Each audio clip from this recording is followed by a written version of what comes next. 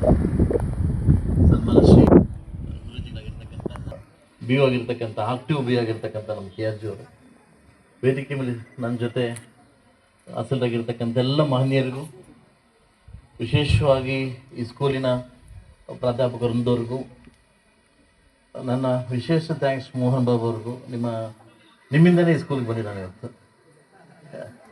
ನಾನು ತಾತ್ಕಾಲಿಕವಾಗಿ ತಮ್ಮನ್ನು ಬಿ ಒ ಮಾಡಿದೆ. ನಿಮ್ಮ ಸೇವೆ ಇಡೀ ತಾಲೂಕಿಗೆ ಅಪಾರವಾಗಿ ಹಬ್ಬಿಸ್ಬೇಕಂತ ನಾನು ಆಸೆ ಪಟ್ಟಿದ್ದೆ. ಬಟ್ ಆಸೆ ತಾತ್ಕಾಲಿಕವಾಗಿ ನಿಂತೋಯ್ತು. ಅದಕ್ಕೆ ನನಗೂ ಎಲ್ಲೋ ಒಂದು ಕಡೆ ಬೇಸರ ಇದೆ. ನಿಮ್ಮ ಕೈಯಲ್ಲಿ ಬಿ ಒ ಕೆಲಸ ಮಾಡಿಸೋಕ್ಕಾಗಿಲ್ಲ ಅನ್ನೋದು ನನ್ನ ಕಡೆ ಬೇಸರ ಇದೆ. ಸೊ ಅದು ಮುಂದಿನ ದಿವಸದಲ್ಲಿ ದೇವರು ಖಂಡಿತ ಅವಕಾಶವನ್ನು ಮಾಡಿಕೊಡ್ಲಿ ಅಂತ ನಿಮ್ಮಲ್ಲಿ ಕೇಳ್ಕೊತಾ ಇದ್ದೀನಿ. ನನಗೆ ಈ ಸ್ಕೂಲ್ ಬಗ್ಗೆ ವಿಶೇಷವಾದ ಒಂದು ಕಾಳಜಿ ಇದೆ.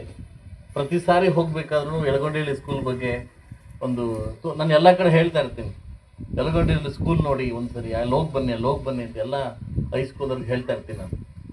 ನಾನು ಎಲ್ಲೆಲ್ಲ ಅಧ್ಯಕ್ಷ ಆಗಿದ್ದೇನೆ ಅಲ್ಲೆಲ್ಲ ಒಂದ್ಸರಿ ಯಳಗೊಂಡಿ ಸ್ಕೂಲ್ಗೆ ಹೋಗಿ ಬನ್ನಿ ಅಂತ ಹೇಳ್ತಾ ಇರ್ತೀನಿ. ಯಾಕೆಂದ್ರೆ ಅಷ್ಟು ನಾವು ಪ್ರೈವೇಟ್ಗಿಂತ ಕಡಿಮೆ ಇಲ್ಲ ಅನ್ನೋ ಒಂದು ಮಟ್ಟದಲ್ಲಿ ಇವತ್ತು ಇಷ್ಟು ಅಟ್ಮಾಸ್ಫಿಯರ್ನ ಕ್ರಿಯೇಟ್ ಮಾಡಿರ್ತಕ್ಕಂಥ ನನ್ನ ಪೋಷಕರಿಗೆ, ಮಕ್ಕಳಿಗೆ, ವಿಶೇಷವಾಗಿ ನನ್ನ ಪ್ರಾಧ್ಯಾಪಕ ವೃಂದದವರಿಗೆ ನಾನು ವಿಶೇಷವಾಗಿ ಥ್ಯಾಂಕ್ಸನ್ನು ಹೇಳೋಕ್ಕೆ ಇಷ್ಟಪಡ್ತೀನಿ. ಗುರುಜಿಯವರು ಅವಾಗಲೇ ಒಂದು ಮಾತು ಹೇಳ್ತಾ ಇದ್ರು, ಇವರು ಗುರುಜಿ ಕಡೆಯವರು ಆಚಾರ್ಯರು ಮಾತಾಡ್ತಿದ್ರು, ಎಂ ಪಿಗಳು ಮಾಡ್ತಾರೆ ಅಂತ. ಎಲ್ಲೋ ಒಂದು ಎಮ್ ಎಲ್ ಎ ಮಿಸ್ ಮಾಡ್ಕೊಂಡ್ಬಿಟ್ಟಿದ್ದಾರೆ. ಆ್ಯಕ್ಚುಲಿ ಎಂ ಪಿಗಳಿಗಿಂತ ಎಮ್ ಎಲ್ ಎಗೆ ಮಾಡ್ಬೇಕು ನೀವು. ಯಾಕಂದರೆ ನಮ್ಮದು ಇವತ್ತು ಬದುಕು ರೋಬೋ ಟೈಪ್ ಆಗ್ಬಿಟ್ಟಿದೆ ಇವತ್ತು.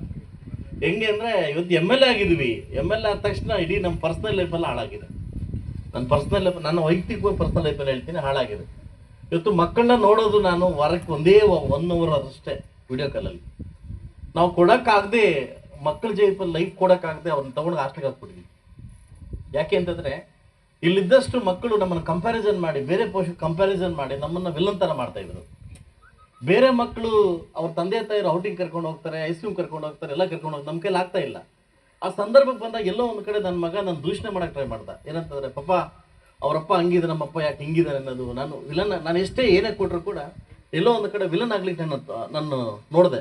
ಎಲ್ಲೋ ಒಂದು ಕಡೆ ನಾನು ವಿಲನ್ ಆಗಿ ಮಾಡ್ತಿದ್ದೇನೆ ಅಂತ ಅವ್ನು ತೊಗೊಂಡು ಗುಡ್ ಶೆಫರ್ಡ್ ಇಂಟರ್ನ್ಯಾಷನಲ್ ಸ್ಕೂಲಲ್ಲಿ ಊಟಿಗೆ ಹಾಕ್ಬಿಟ್ಟೆ.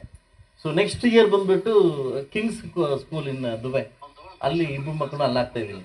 ಯಾಕೆ ಅಟ್ಲೀಸ್ಟ್ ವಾರಕ್ಕಾದ್ರೂ ಹೋಗಿ ಬರ್ಬೋದಂತ. ಸೊ ಅಲ್ಲಾಗ್ತಾ, ಯಾಕಂದ್ರೆ ನಮ್ಮ ಬದುಕು ಹೆಂಗಾಗಿದೆ ಅಂದರೆ ರೋಬೋ ಬದುಕಾಗ್ಬಿಟ್ಟಿದೆ. ಎಲ್ರಿಗೂ ಜನಕಣ್ಣಿಗೆ ಏನು ಕಾಣಿಸ್ತೀವಿ ಎಮ್ ಎಲ್ ಎಗಳಂತಂದ್ರೆ ಇವ್ರ ಬದುಕು ದೊಡ್ಡದಾಗಿದೆ ಅಂತ. ಇಂಥ ಬದುಕು ಹೇಳಬಾರ್ದು, ನಮ್ಮ ಬದುಕುಗಳ ಬಗ್ಗೆ ಹೇಳಬಾರ್ದು. ಬೆಳಗ್ಗೆ 5 ಗಂಟೆಗೆ ಎದ್ದಾಗಿದ್ದು ಇವತ್ತು 14 ಕಾರ್ಯಕ್ರಮ ಅಟೆಂಡ್ ಮಾಡಿ ವಾಪಸ್ 12 ಗಂಟೆಗೆ ಮೈಸೂರಿಗೆ ಹೋಗಬೇಕು. ಮತ್ತು ಅಲ್ಲೇ ನಾಳೆ ಪೂಜೆ ಕಾರ್ಯಕ್ರಮ ಮುಗಿಸ್ಕೊಂಡು ನಾಳೆ ಸಾಯಂಕಾಲ ಮತ್ತೆ ಮೊದಲು ವಾಪಸ್ ಬರಬೇಕು. ಇವತ್ತು ನಮ್ಮದು ಏನಾಗಿದೆ ಅಂದರೆ ರೋಬೋ ಟೈಪ್. ಅದಕ್ಕೆ ಆ್ಯಕ್ಚುಲಿ ಈ ಯೋಗ ಈ ಥರ ನಾನು ಮೊದಲು ಸಿದ್ಧಿ ಸಮಾಜ ಯೋಗದಲ್ಲಿ ನಾನು ಅಳವಡಿಸ್ಕೊಂಡಿದ್ದೆ. ನಾನು ಕೂಡ ಟ್ರೈನರ್ ಆಗಿದೆ ಡಿಗ್ರಿನಾಗಿದ್ದಾಗ. ಆ ಲೈಫ್ ಎಷ್ಟೋ ಚೆನ್ನಾಗಿತ್ತು, ಆ ಬದುಕು ಎಷ್ಟೋ ಚೆನ್ನಾಗಿತ್ತು. ಈಗ ಏನಾಗಿದೆ ಅಂದರೆ ಕಮರ್ಷಿಯಲ್ ಬದುಕು. ನೀವು ಹೇಳಿದ್ರಿ ಎಲ್ಲ ಪಾಸ್ಟು ಅಂತ. ಜೀವನ ಕೂಡ ಫಾಸ್ಟ್ ಆಗಿದೆ. ಇವತ್ತು ನನ್ನಂಥ ಸಾಕಷ್ಟು ಜನ ಯುವಕರು 45 ವರ್ಷಕ್ಕೆ ಜೀವನ ಮುಗಿಸ್ತಾವ್ರು. ಯಾಕೆ ಹೇಳಿ, ಹೋಗ್ತಾ ಇದ್ದಾರೆ ಮೇಲೆಗೆ. ಬಟ್ ಯಾಕೆ ಅಂತ ಅಧ್ಯಯನ ಮಾಡಿ ನೋಡಿದಾಗ ಒಬ್ಬ ಗುರುಜಿ ಹೇಳಿದ್ರು, ಅವರ ಲೈಫ್ ಸ್ಟೈಲ್ ಯಾವ ವ್ಯಾಕ್ಸಿನ್ ಅಲ್ಲ, ಲೈಫ್ ಸ್ಟೈಲ್. ಇವು ತಗೊಳ್ತಕ್ಕಂಥ ಒಂದು ಜೀವನ ಬೇಗ ಮುಗಿಸ್ತಾವ್ರೆ. ಇವತ್ತು ನೀವು ಕೇಳ್ಪಟ್ಟಿರ್ಬೋದು, ಎಲ್ಲ ಒಂದು ಆಟ ಆಡೋಕ್ಕೆ ಏನು ಇವತ್ತು ಹೃದಯಾಘಾತ ಆಗ್ತಿದೆ ಕೇವಲ 45 ವರ್ಷ ಒಳಗಡೆ ಆಗ್ತಾ ಇದೆ. ಲಾಸ್ಟ್ ಮಂತ್ 2 ಸ್ನೇಹಿತನ ಕಳ್ಕೊಂಬಿಟ್ಟೆ ಇಲ್ಲೇ ಮುಳುಬಾಗ್ಲಲ್ಲಿ. ನಮ್ಮ ಪಿಡಿಒಗಳನ್ನ, ನಮ್ಮ ಸ್ನೇಹಿತರನ್ನ, ನನ್ನ ತಮ್ಮಂದನ್ನ. ಯಾಕೆ ಅಂತ ಲೈಫ್ ಸ್ಟೈಲ್. ಇವತ್ತು ಏನಾಗಿದೆ ಲೈಫ್ ಸ್ಟೈಲ್. ಇವತ್ತು ಜೀವನ ಬೇಗ ಮುಗಿಸ್ಕೊಂಡು ಹೋಗ್ತಾರೆ. ಬರೀ ಮೊಬೈಲೇ ಅಲ್ಲ ಸರ್, ಮೊಬೈಲೇ ಅಲ್ಲ, ಮೂವಿನೇ ಅಲ್ಲ, ಜೀವನ ಕೂಡ ಬೇಗ ಮುಗಿಸ್ಕೊಂಡು ಹೋಗೋಣ ಅಂತ ಮುಗಿಸ್ಕೊಂಡು ಹೋಗ್ತಾ ಇದ್ದಾರೆ. ಸೊ ಇವತ್ತು ನಮ್ಮ ಋಷಿ ಸಾಧಕ ಸೇವಾ ಟ್ರಸ್ಟ್ ಮತ್ತು ನಮ್ಮ ಏನು ವಿಶ್ವಯೋಗ ವಿದ್ಯಾ ಟ್ರಸ್ಟು ಮುಖಾಂತರವಾಗಿ ನನ್ನ ತಾಲೂಕಿನ ನನ್ನ ಮಕ್ಕಳಿಗೆ ಏನು ಬಯಸ್ಕಲ್ ಕೊಡ್ತಾ ಇದ್ದೀರಿ, ನಿಮ್ಮ ಒಂದು ಉದಾರತ್ವಕ್ಕೆ ನಾನು ನಿಮಗೆ ಥ್ಯಾಂಕ್ಸ್ ಹೇಳ್ತೀನಿ. ಈ ಥರ ಸೇವೆ ತುಂಬ ದೊಡ್ಡ ಮಟ್ಟಕ್ಕೆ ನಿಮಗೆ ಹೋಗಲಿ.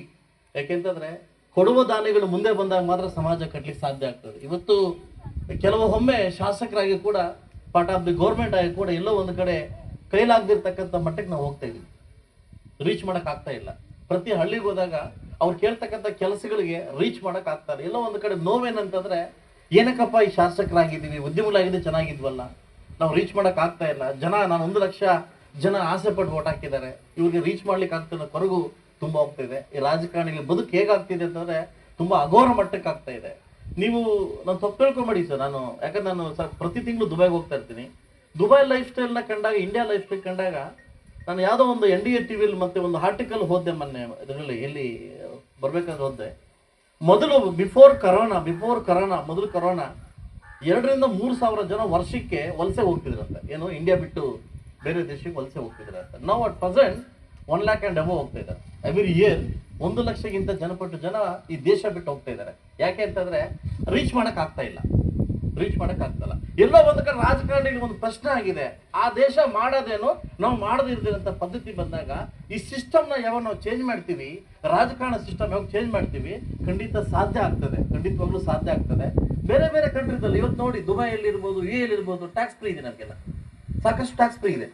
ಇವತ್ತು ಇಷ್ಟು 30% ಟ್ಯಾಕ್ಸ್ ಕಟ್ಟಿದ್ರೂ ನಮ್ ಕೈಲಿ ರೋಡ್ ಹಾಕ್ಲಿಕ್ಕೆ ಆಗ್ತಾ ಇಲ್ಲ, ನಮ್ ಕೈಲಿ ಇದು ಮಾಡ್ಲಿಕ್ಕೆ ಆಗ್ತಾ ಇಲ್ಲ, ಜನಕ್ಕೆ ನೀರು ಕೊಡಕ್ ಆಗ್ತಾ ಇಲ್ಲ, ಇವನ್ ಬೇಸಿಕ್ ಜನಕ್ಕೆ ಕೂಡ ನಾವು ರೀಚ್ ಮಾಡ್ಲಿಕ್ಕೆ ಆಗ್ತಾ ಇಲ್ಲ. ಸೊ ಅದರಿಂದ ನಿಮ್ಮಂತ ದಾನಿಗಳು CSR ರೂಪದಲ್ಲೋ ಇನ್ನೊಂದು ರೂಪದಲ್ಲೋ ನಮ್ಮ ದೇವರುಗಳಾಗಿ ಬಂದಾಗ ನಮಗೆ ನೀವು ನಿಜವಾಗಿ ನಮ್ಮ ದೇವರುಗಳು. ಯಾಕೆಂತಂದ್ರೆ ಬಯಸದೆ ಬಂದ ಭಾಗ್ಯ. ಆ ಥರ ದೇವರುಗಳಾಗಿ ನೀವು ಬಂದಾಗ ಖಂಡಿತವಾಗ್ಲೂ ಮಕ್ಕಳಿಗೆ, ಬಡಬಗ್ಗ ಮಕ್ಕಳಿಗೆ ಒಳ್ಳೆ ಅನುಕೂಲ ಆಗುತ್ತೆ. ಎಲ್ಲೋ ಒಂದು ಕಡೆ ಖಾಸಗಿ